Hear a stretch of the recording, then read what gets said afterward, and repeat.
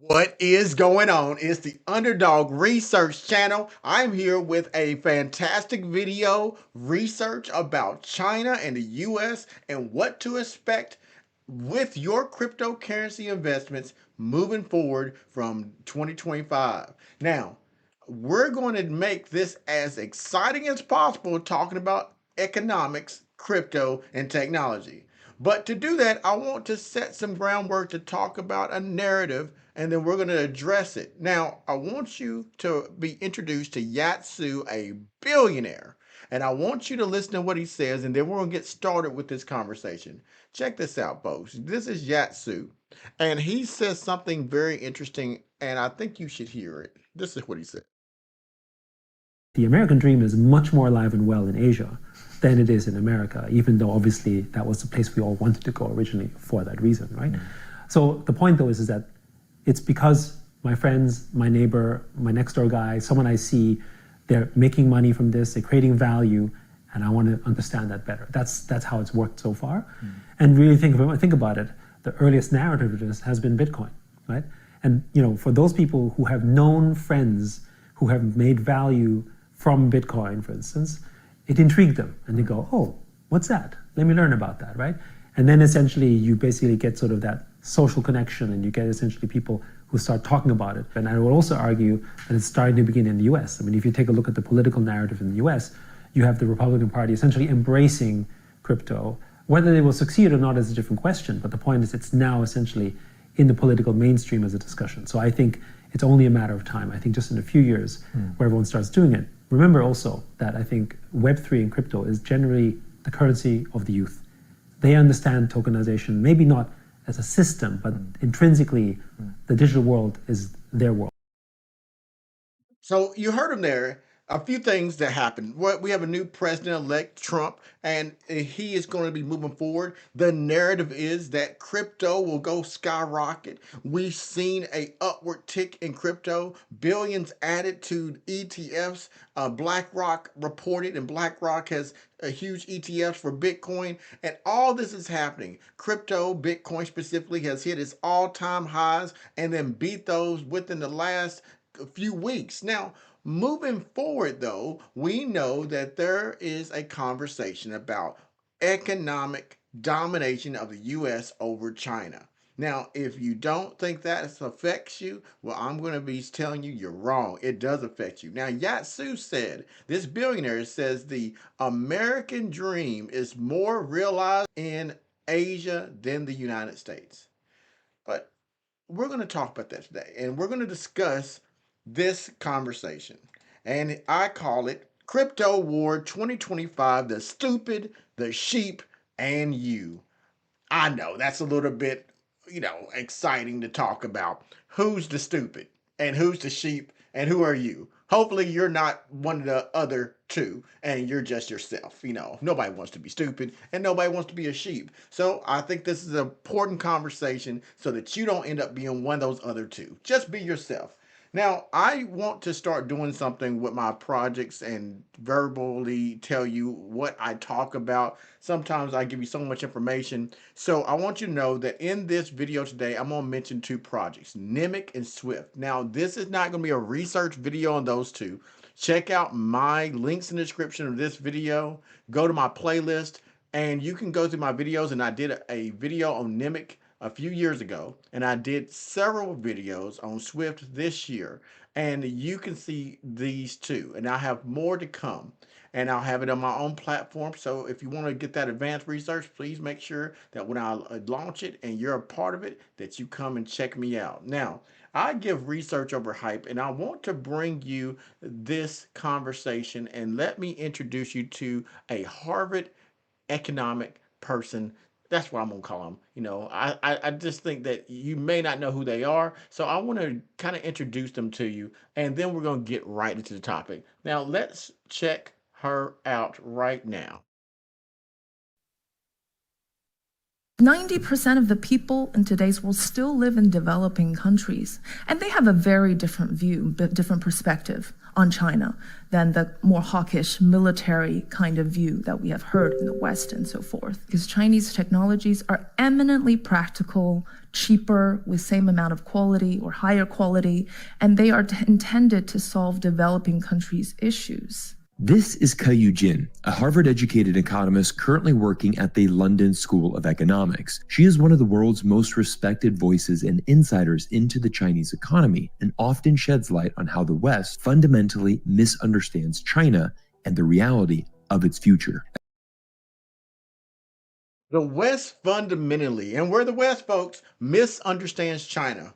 We know that we're about to move into a very, very interesting time in this country where we're going to put massive tariffs on China. That's what's been mandated and stated by the individuals who voted to have a new president and President Trump to do that. And we also, at the same time, are moving into this phase where we believe that we are going to be the crypto capital of the world globally. But these two ideologies are in conflict. And if you are invested in a crypto project and it is tied to China, what does that mean for you and your investment? And do you even know if the origin story of your crypto project is in China, especially for those undoxed projects? You can't have both. So I'm going to take you through a journey and we're going to discuss it. No one's talking about this, but the Underdog Research Channel is. So let's get started. To do that, let's bring up the past. A few years ago, I did several videos which turned out to be relevant today that you need to know about. From March 17th, 2021, March 18th, March 25th, April 8th, 2021, and October 10th, 2021, I did a video on a cryptocurrency project called TKY, ticker sign, also known as the Key. Now you're thinking, Underdog Researcher, what does this have to do with crypto? I just want to know if I should buy it and if it's going to make me money. Well, you need to understand, because what happened is this research that was done 3 years ago came true today. And everything is coming full circle. And it's going to answer the questions about your current holdings. Is your project going to go to zero, or are you going to be rich beyond your wildest dreams? Maybe connected to what I told you 3 years ago. Let me connect the dots for you. So there is what I showed you earlier. Professor Keyu Jin, Harvard graduate, the most innovative, intelligent person worldwide respected on China's economy. And they said that we got it wrong. And they talked about this briefly. But I'm going to give you a snippet of her TED Talks, and we're going to dive into it, and I'm going to be connecting the dots. So I hope you stay with it, because we're going to move through this quite fast. This is what she said about the new China playbook and why this is important for you with crypto.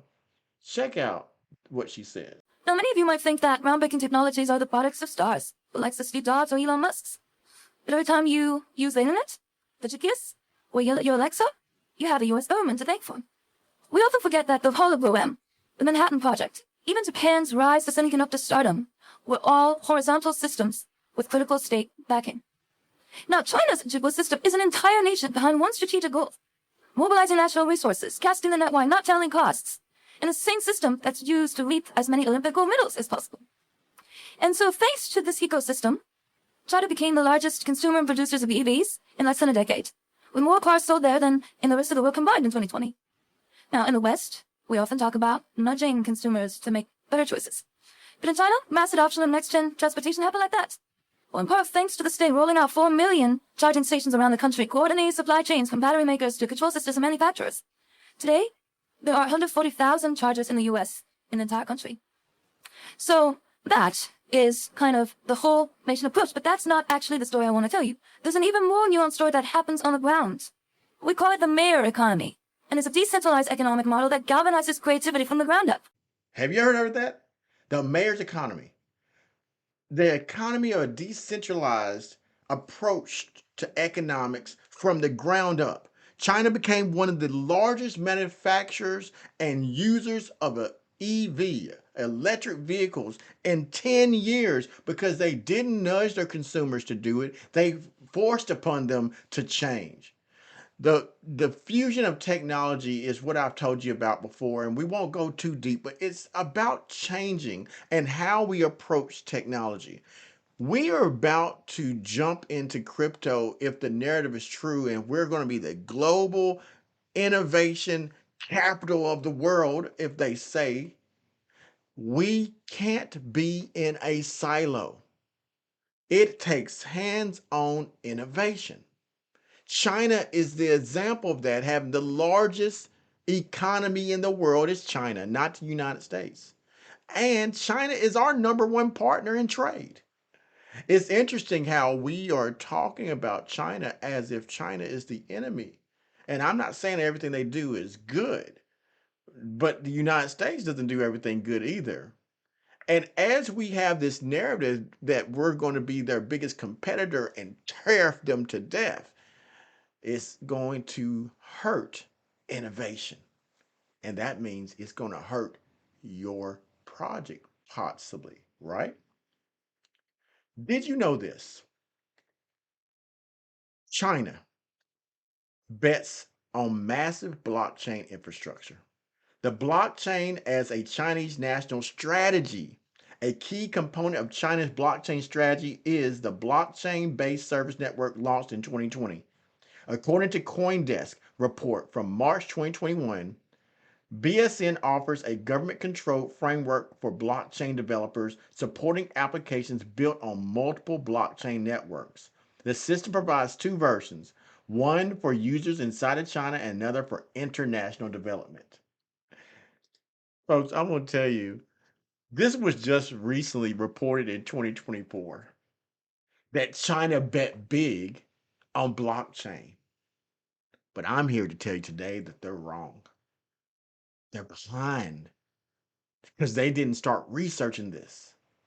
Let me share with you a video I did on a project in blockchain that is from China 3 years ago. Check this out, folks.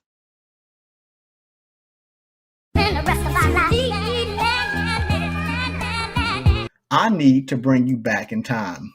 We're going back to time. I told you something that's going to be relevant that you need to know, a connection, and I'm about to release it to you right now by going back to March 27 of 2021 in my research called My Crypto Research Equals Your Wealth and Opportunities. So let's take a look at it right now. I want you to see some things here. We found out that cryptocurrency is being traded in communist countries. We found out that even when the government tries to ban cryptocurrencies, people use peer-to-peer transactions in order to facilitate trade in cryptocurrency. We found out that people are paying each other for remittances using cryptocurrencies. We found out people are topping up their cell phones using cryptocurrencies. That is 4 projects that we've talked about already, your boy Underdog Crypto. But what are these projects? Who will be the world's first nation to go to the digital cryptocurrencies? Well, let's see here. According to the magazine, we're going back in time, Forbes magazine on March 20th, 2018 by Oriol Oyan. This is what he said. This is 2018, folks. The key could even be leveraged to empower governments and citizens. Donations in case of national emergencies could be made in cryptocurrency. Becoming a crypto nation matters because if your country does not compete for value and wealth that will be generated, and if it doesn't promote and harness the talent needed, it will fall behind others who are. Some smaller countries have understood this opportunity. Whoa, folks, whoa. I know you just saw that. This is 2021. This is Forbes magazine. Has nothing to do with anyone's particular cryptocurrency picks, but they mentioned the key as one of the nation's best options to move forward to a national digital currency. Wait a minute, folks. Didn't the key start a non-disclosure agreement in 2018 with China? Wait a minute, folks. Didn't the key process of going through 89 cities in China to test out this process of using cryptocurrencies for identifications and associating that with people?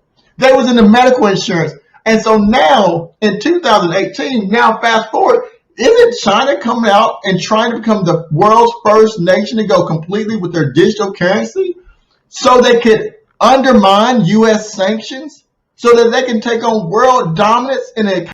This article was written on April 7th, 2021. It's entitled China's Digital Currency is About to Disrupt Money by Enrique Danz. He's a senior contributor, and this is what it says. It says, a lengthy article in Wall Street Journal, China creates its own digital currency, a first step for major economy, outlines the likely impact of Beijing's initiative and strategic possibilities it offers in terms of avoiding U.S. blockades of its companies. How will it boost its roles in international transactions while allowing it to monitor the economy in real time? That's right, folks. Did I see the future? 2018, the article came out. 2021, I gave a research on the key and I discussed this. And what did we learn? This is 2024, about to be 2025. What we learned at that time was that China strategically was already planning on combating sanctions and tariffs that the United States could try to impose on them. This is not new. That is the whole ideology. Now, if you watch my fellow researcher, Black Room Investing, he talks about this thing called BRICS. And that's Brazil, Russia. And you don't know about that. If maybe or maybe you don't, you should watch his research. And it talks about they're creating this system. This is not just they just now creating this system. They, meaning these other countries, are getting together to circumvent the United States efforts. It's not going to work. And the thing you need to understand though, if I'm showing you right now, today, a video that I did 3 years ago, over 3 years ago, and an article that was from 2018, there's going close to what, 6 years ago or more. And if they were already planning then publicly, that means they were planning even earlier than that privately. We have to now evaluate what does that mean for your crypto projects. Now, I was looking and I did an update. I'm not going to go through all this, but let me tell you the gist. I did an update on the key. The key ended, but it didn't end because of the fact that something was wrong with the project. It ended because China wanted to end because they acquired this technology. Folks, before you even think that China is just now going to get in the game, they tested this technology on millions of their citizens to make sure it could work way before it got to here in 2025. And I believe the key is one of the first, the fundamental blockchain project that created that. And we was a part of that. We saw that. And that project can no longer be used by us. But that doesn't mean the government's not using it. And that's what we need to talk about. If you're in Swift Coin, you're in Nimiq, if you're in XRP, if you're in any cryptocurrency payment, what is the future for you and your project?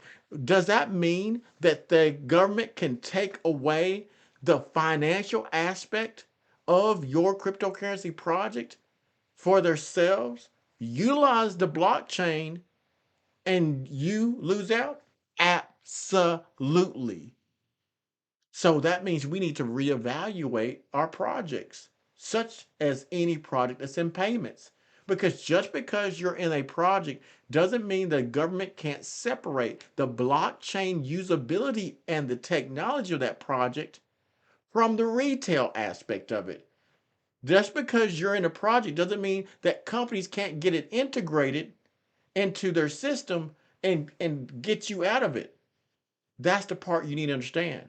So we're going to explore that a little bit more. But let's take another look at what I said about the key, because it's important to connect it to these current projects in China.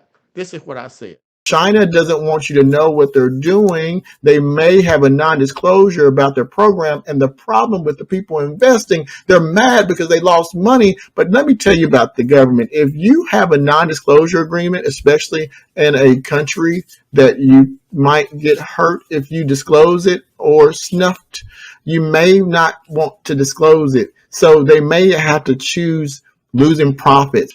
Isn't there a digital currency they're trying to create in China? Don't they need encryption in order to have the personal identification information and send it back and forth through fintech financial institutions? Isn't must be psychic. The key ultimately closed. When I mean closed, I mean it was delisted from cryptocurrency exchanges. Now, I'm sure you could probably find the tokens floating out there somewhere, but they're useless to you. China, they took it. And just like the professor from Harvard said, they they curated it and they nurtured it and they went into business with it and they took a share of it and then they determined that it was theirs and they took it.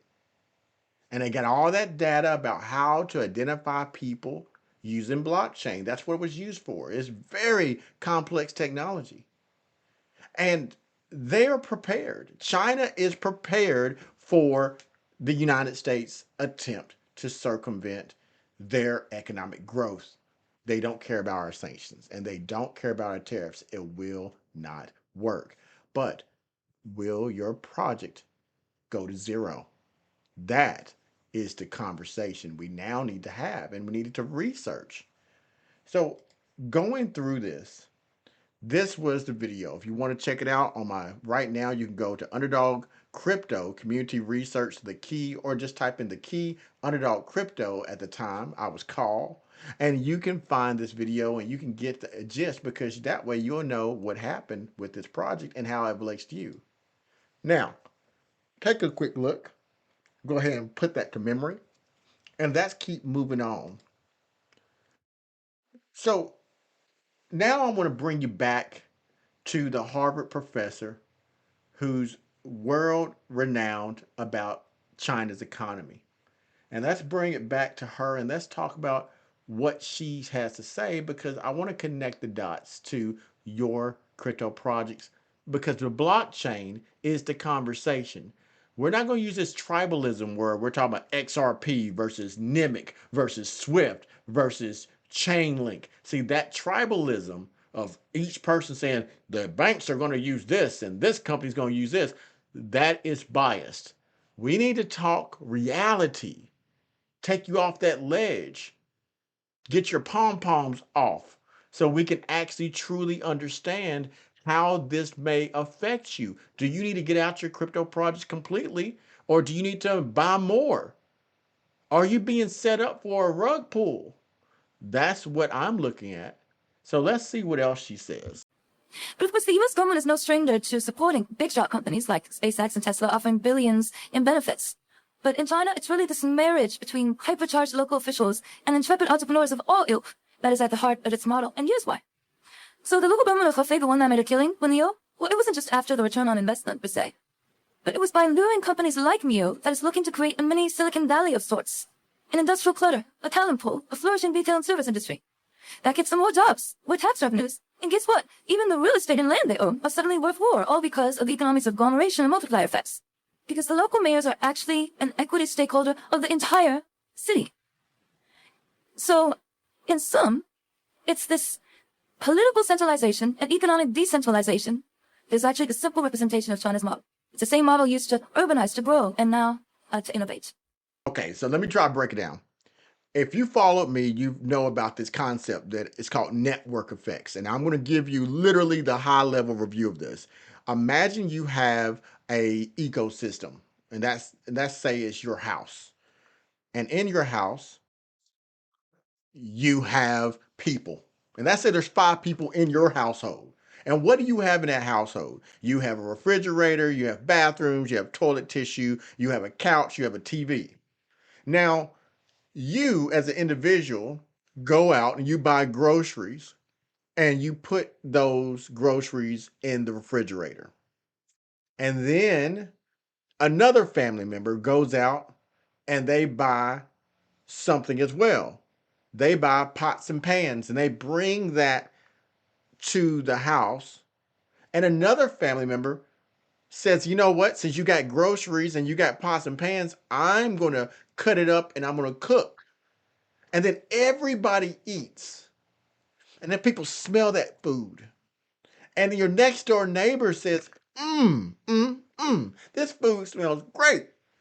Can I get a piece? And they say, sure. I tell you what I'm going to do. I'm going to invite my family and we're going to pay for a more extended table so that we all can sit and eat together. So they go out and they buy a table and it's nice and it's worth $2,000 or more. And they put it in the house and then they bring their family there and now we're all eating and then they contribute by giving money. You see what's happening? See, what started with a house of 5 grew through a network of people contributing, and that contribution spread to another family who contributed, who brought value to this network, and then that can expand. Now, if you can understand that from a small framework, imagine it from a big framework. These companies in China, these mayor economies, that's the word that they use for it, is individual cities, individual people, individual areas in China who says, I will cultivate this company. I will back it up. I will give funding to it. I will bring people to it. And from that, we will all enjoy the network effects, because if we invest in this good technology or good company, we all eat because we all contribute in some way. That's not so different than what the United States does.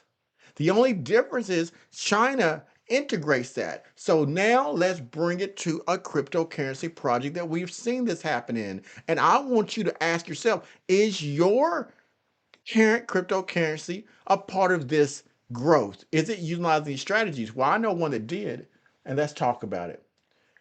This is John Shin. Now, you may not know him if you're just checking in, but let me give you the 55,000 foot overview. He is one of the people who was on the team of a project called Swift.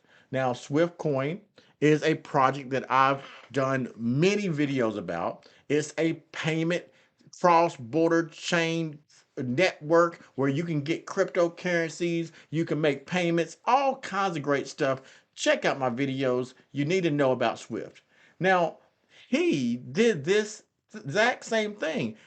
Just so you know, he is from China and he lives in California and he is all about foreign investment. In fact, you learned through my research that I provided to everyone that over the past 15 or more years, John Shin founded multiple companies in the United States, created hundreds of jobs in various sectors across the country, fostered innovative ecosystems through venture capital and creation of the Long Beach Accelerator, that's in California, folks, for y'all who don't know, partnered with educational institutions to promote greater diversity in startup culture and beyond.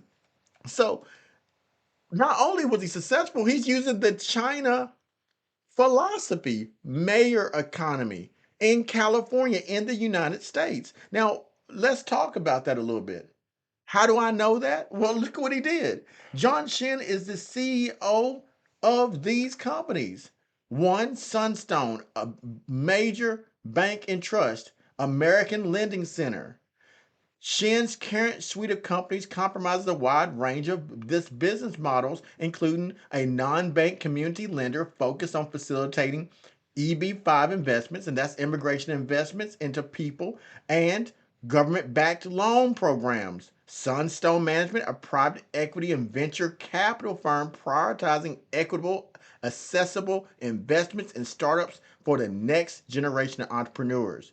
So John Shin not only has been successful with it, let me show you the companies that he did this with, because this is connected to Swift Coin, this payment system, which is connected to China. You got to watch my videos to understand how that works, because it's too much information to go through now. And look at what he did. Long Beach Accelerator, highly successful. This is Long Beach, California. He used this model by investing into a China-run business, because the person came from China, the CEO of Swift Coin. They came to the United States. They used immigration, EB5. They created an American business, and they employed 10 American people at the minimum, invested over $1 million in the American economy, yet they're connected to China. And you want to know if it's going to do well when tariffs hit?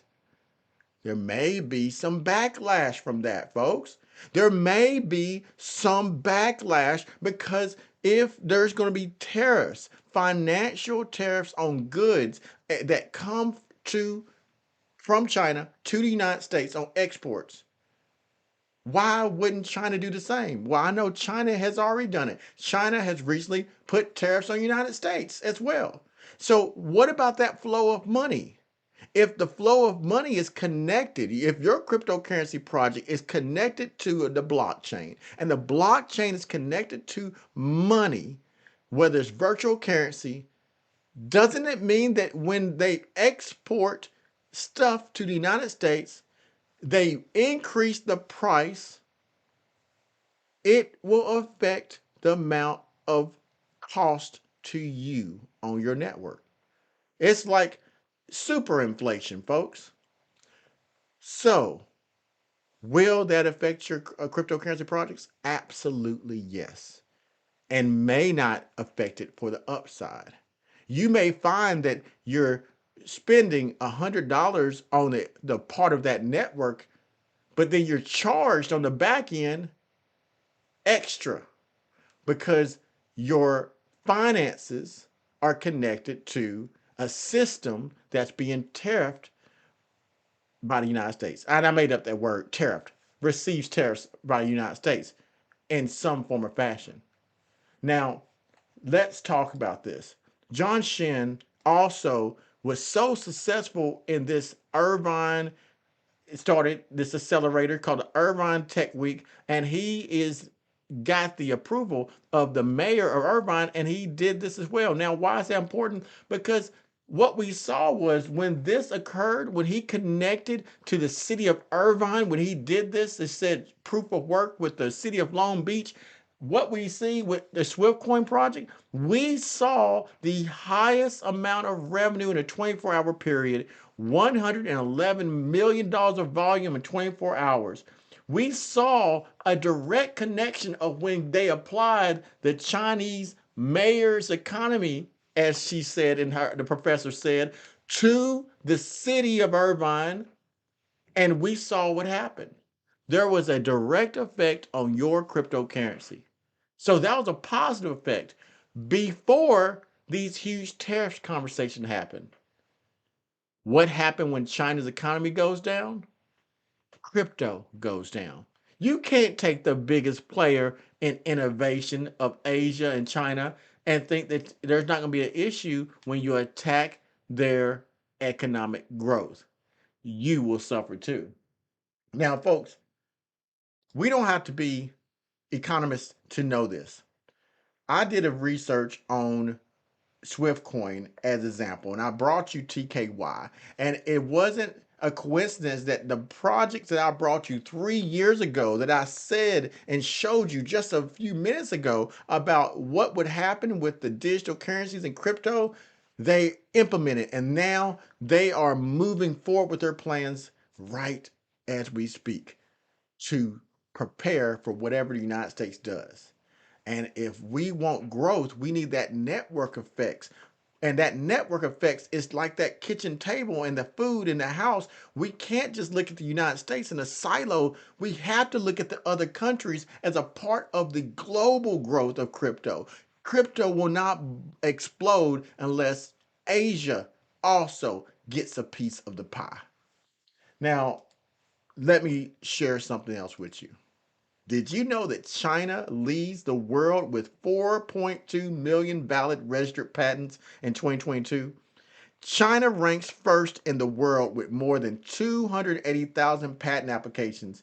Now, this means that China, the US, and Japan hold over 80% of the global total. 80%. Well, this is scary, folks. Did you know that SWIFT Coin had a patent and it was called conducting optimized cross-blockchain currency transactions using machine learning? Now, that means that they had this patent in the United States and they let it expire. They abandoned it. So that means China could get it. You think that was by coincidence? No, it was not a coincidence. There is a bigger strategy. The person from China came and created SWIFT with the backing of an American billionaire and with the funding of John Shin as well, who's in California, got here legally through the EB-5 program, which I've talked about. And then all of a sudden, within the first few years, they let the patent expire. Coincidentally, that same person who created the patent for SWIFT now made a patent for the ETS for Fidelity. And they're from China and they went to North Carolina University. Do you think this is a coincidence, folks? Do you see why it's connected? And do you see why we need to now really evaluate China in our conversations when we talk about these technologies? Now, I share that with you so you can check out my trademark conversation on SwiftCoin. And even if you're not in SwiftCoin, that's not my purpose. I don't want you to think low level, think high level. The purpose of this conversation is not about SwiftCoin. It's about the bigger economic picture. I've given you plenty of isolated individual videos about a particular project. And I think the people who follow me, you are very intellectual people. You know that you can piece together these things, but I'm not trying to piece together. I want you to see the bigger picture before you get down to whether your project is good or not. You better understand the narratives behind everything and not just what they want you to believe. Are you going to be stupid? Are you going to be a sheep?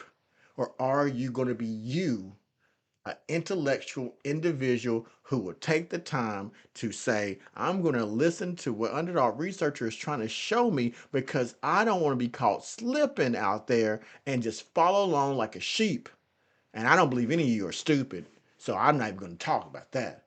We're talking about you winning. And this is what I'm researching. Everything has changed now, folks, and you better recognize it.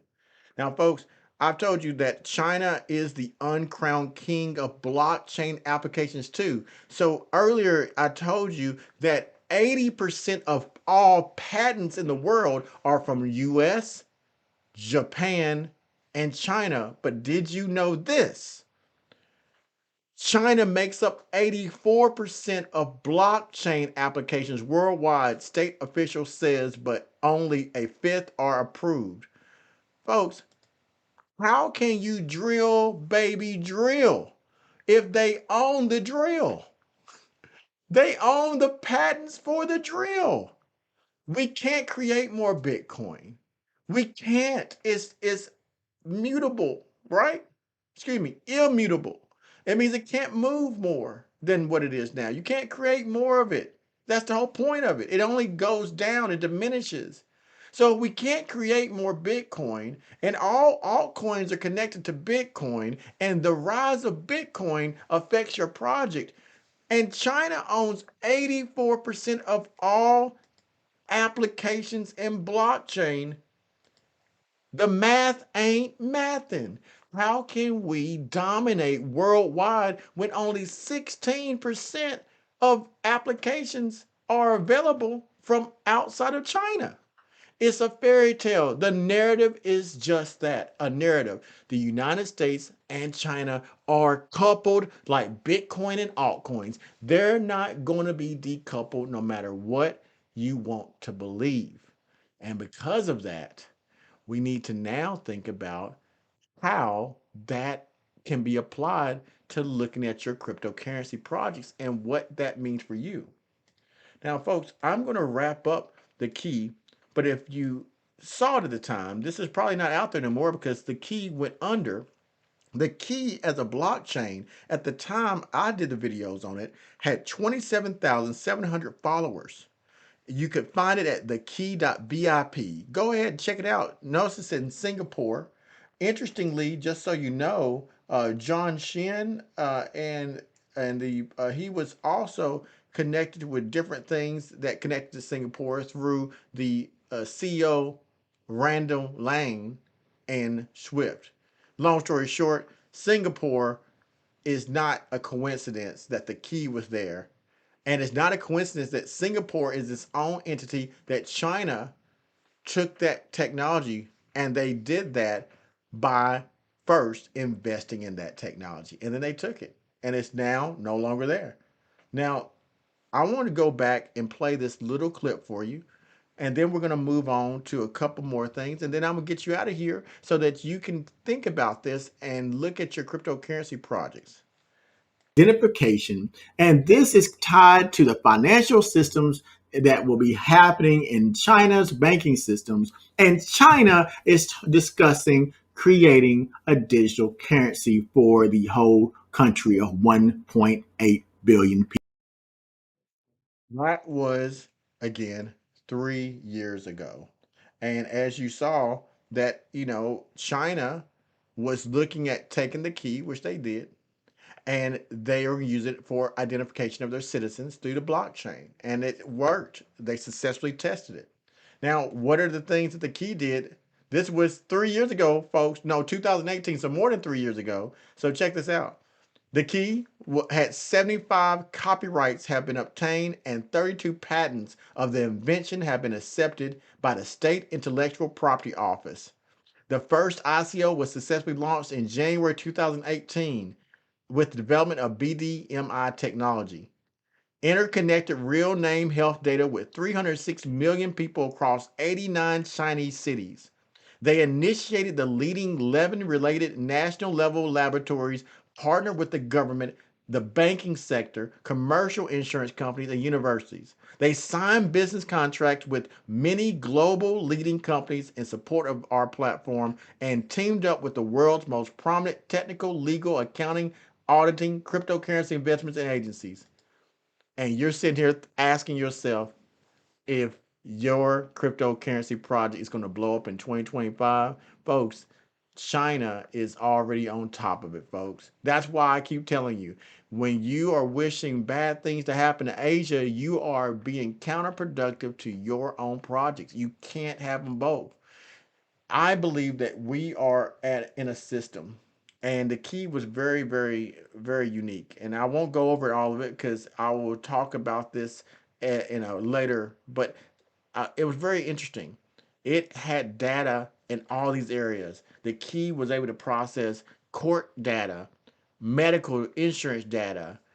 It was a blockchain solution for multi-dimensional elderly survival authentication. It was everything.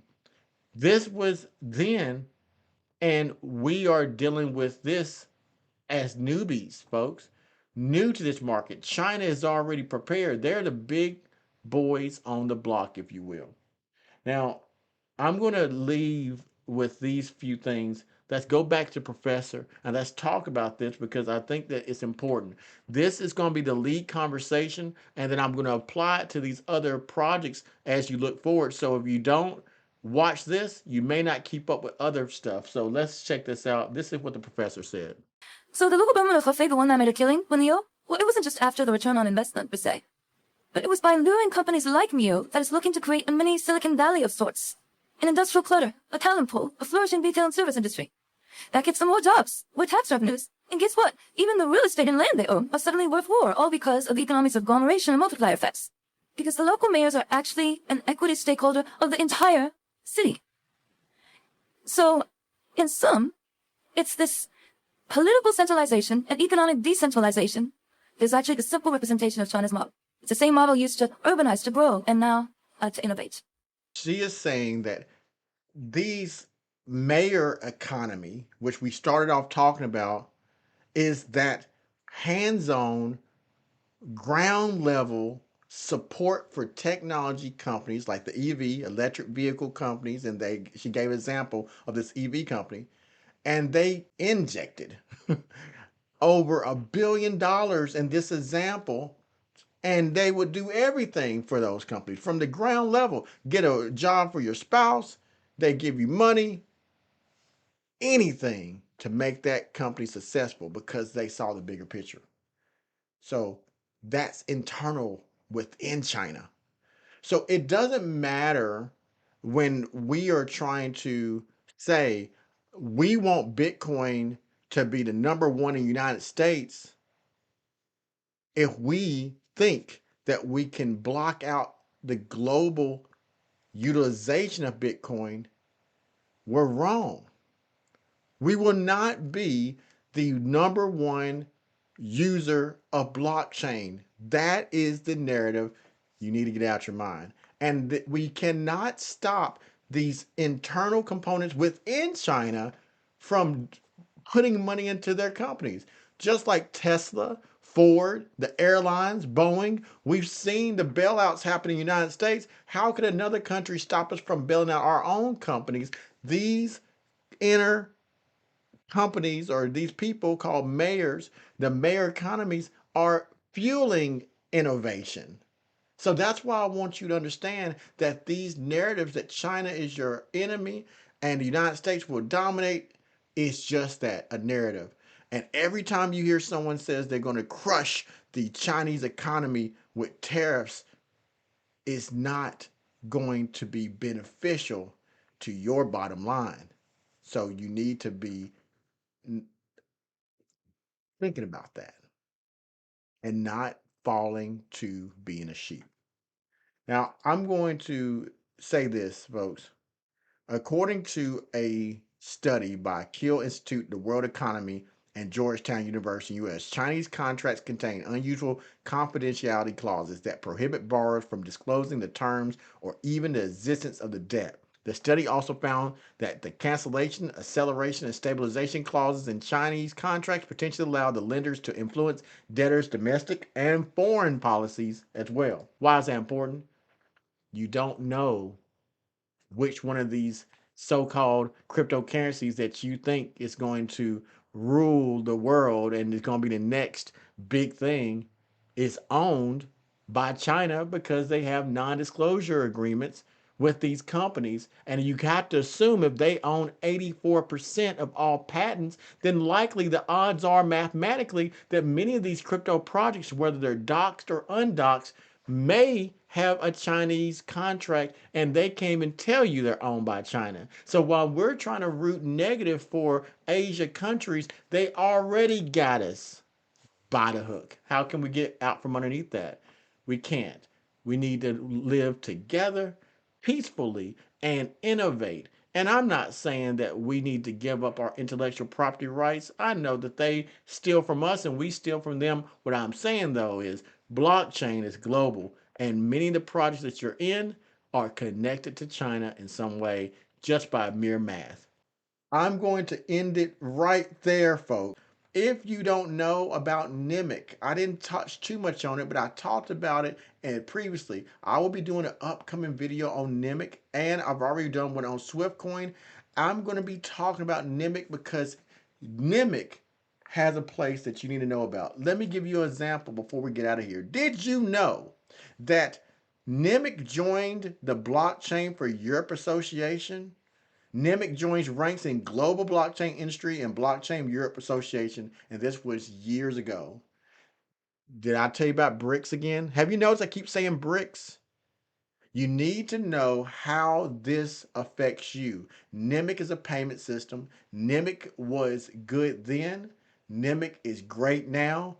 And if you don't know about Nimiq, I taught to my community about it just recently again, and it is on the way up. It's already doubled its value since I first mentioned it just a few weeks ago. Again, I first brought it. It's my very first cryptocurrency project I ever looked into.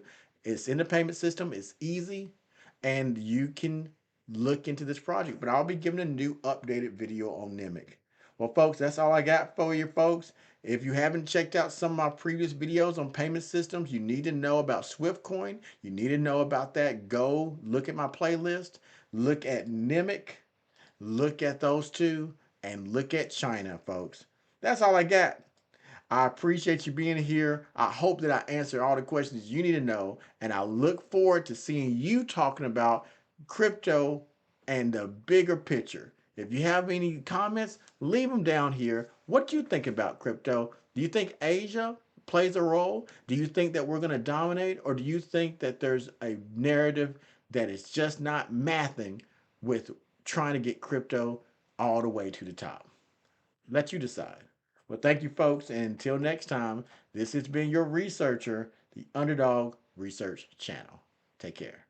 Music by Indigo Saint. Yeah, P1, I'm moving on research. See, that's the difference between making a bag or losing a bag. Well, it's like work, research. BOT make the tech work. An underdog, he like Cap Kirk. We masters in the metaverse, just research, deep work. What you mean no research? See, that's the difference between 100 stacks and no stacks. Show me research, light work. BOT make the tech work. An underdog, he like Cap Kirk. We masters in the metaverse.